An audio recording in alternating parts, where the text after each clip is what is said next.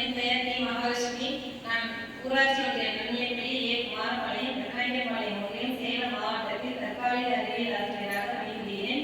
Online கல்வி radio முக்கியம் மற்றும் கல்வி கண் திறந்த காமராசர் அறக்கட்டளை நடத்தும் வல்லவனுக்கு குழும் ஆயுதம் தன்னார்வ படைப்பாற்றல் செயல்பாடு மூலமாக 6ஆம் வகுப்பு மாணவர் எம். கவிதேஷ் அவர்கள் அட்மாஸ்பியர் லேயரை செய்துள்ளார். அதை பற்றி அவர்கள் கூறுவார்.